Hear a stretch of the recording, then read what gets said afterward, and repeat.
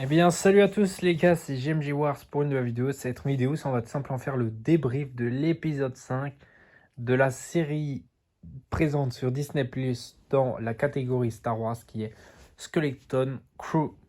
Donc, l'épisode 5 qui est plutôt bien, on peut pas dire qu'il est mauvais.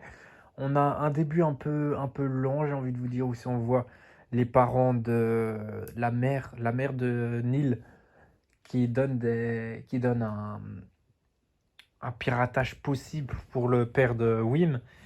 Il le fait, il se fait prendre et on apprend directement que la chef de l'endroit où travaille le père de Wim, c'est tout simplement la mère de Fern. Sa- Sachant qu'on ne savait pas encore que c'était ça, on se disait pas qu'elle était haut placée dans le monde, quoi. Puis on commence à comprendre que ça a quand même bien avancé du côté des enfants. Ça, on comprend. Ils ont bien attaché du coup SM33 qui par rapport au dernier épisode, si vous n'avez pas encore vu la série, je vous préviens, attention aux spoilers. Donc, comme dit SM33 qui a voulu les tuer, ben, il est bien attaché. Il le réveille, il dit directement, je ne vous attaquerai plus. Et à ce moment-là, on apprend un peu plus sur son chef qui était Takrenod. Takrenod, il n'y a aucune photo sur internet. On a eu une petite vidéo où ça on le voit, mais vite fait en flou, donc je peux pas dire qu'il ressemble à quoi vraiment. Et dès qu'il dit mon chef Renaud, capitaine Renaud, on voit directement Jod qui est en mode le fameux Takrenod, pardon. Donc ça veut dire que Takrenod était quand même quelqu'un de très connu c'est comme un Anakin Skywalker pour les Jedi, quoi. C'est ultra connu, ou un Dark Vador pour les Sith. Et à ce moment-là, on comprend que le vaisseau c'est le Onyx Cinder, qui est un vaisseau apparemment très connu dans les pirates. À mon avis, comme le Faucon Millennium, qui est aussi connu, vraiment très connu.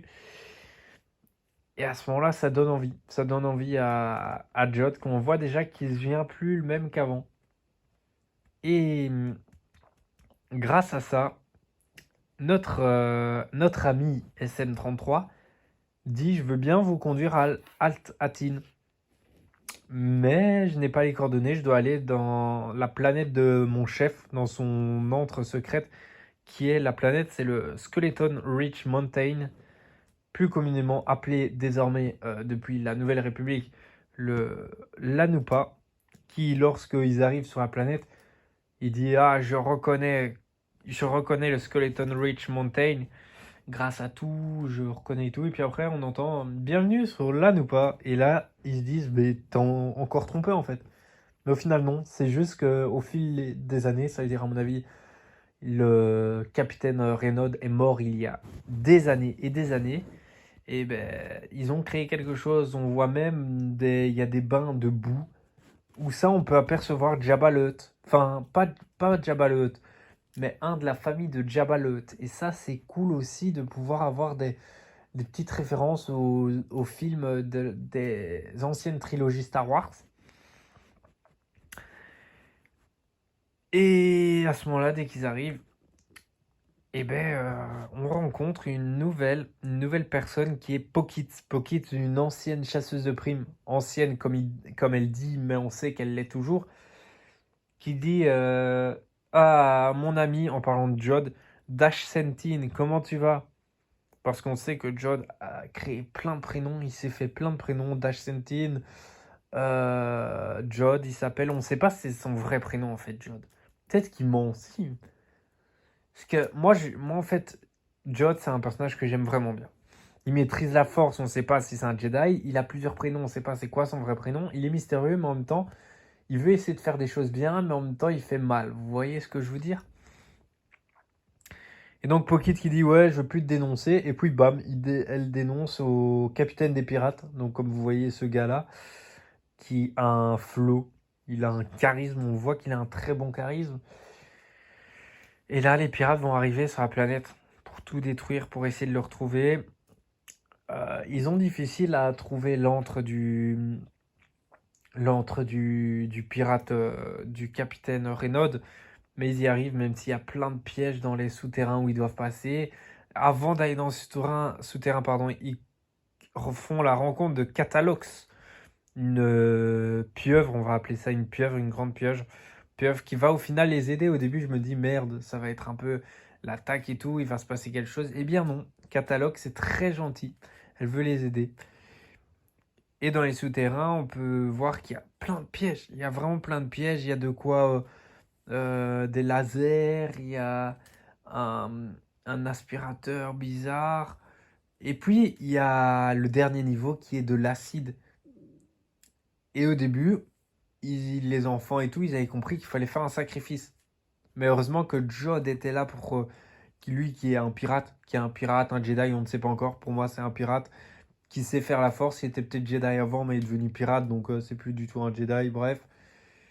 Et, et il fait comprendre qu'au final, il faut pas sacrifier quelqu'un, parce que, comme il dit, Capitaine Renaud, pourquoi il voudrait sacrifier quelqu'un, sachant qu'il peut sacrifier qui il veut, il sait tuer qui il veut quand il veut. Donc, ce qu'il faut sacrifier pour avoir le butin, c'est de l'or. Et dès qu'ils sont entrés dans la chambre avec le repère d'Atatine, où on peut y retourner à Tatine, il faut chercher quand même. Et là, on voit que encore Neil, la meilleure personne de cette série, aide encore une fois tout le monde en disant ouais, je sais où est caché à mon avis le secret pour rentrer. Regardez ce morceau de viande, il est pas moisi. Donc c'est ça. Et grâce à ça, on le voit. Et là, à ce moment-là, on voit allez, un projecteur, un mini projecteur qui montre que le chef parle, donc Capitaine Renaud, qu'il a, quand il parle, ça fait. On comprend que le grand secret caché de Atatine, c'est quoi? C'est un distributeur illimité de crédits de l'Ancienne République. En gros, c'est vraiment un distributeur pour être riche. Et là, on voit Jot qui change de ouf. Et puis, il fait quoi? Il fait une mutinerie. Il se retourne contre tout le monde et il demande de faire un duel contre la chef qui est Fern et qui dit on fait un combat. Tu gagnes, tu restes chef. Je gagne, je deviens chef. À moins que tu capitules, tu dis j'abandonne. Mais Fern, elle veut pas abandonner. Et puis, heureusement, elle a l'aide de Wim qui, avec un sabre laser, il a un sabre laser, il l'allume et flop. Il se foire complètement, il l'allume à l'envers. Donc elle capitule. Les 4 enfants sont prêts à être attachés pour être pris, à mon avis, et partir avec, et c'est les prisonniers. Mais ils arrivent à s'échapper, ils partent dans un trou bizarre. Et donc désormais, on a Jod qui a un sabre laser avec SM-33 du coup, contre les pirates. Les pirates qui sont morts grâce à l'acide, mais on ne sait pas quels pirates sont morts. Est-ce que le capitaine des pirates est mort? Est-ce que la personne de couleur noire avec son œil cybernétique est morte aussi? On ne sait rien. Mais moi je vous dis, l'épisode 6, ça va être une folie ça aussi. Je le sens que ça va être une grande folie.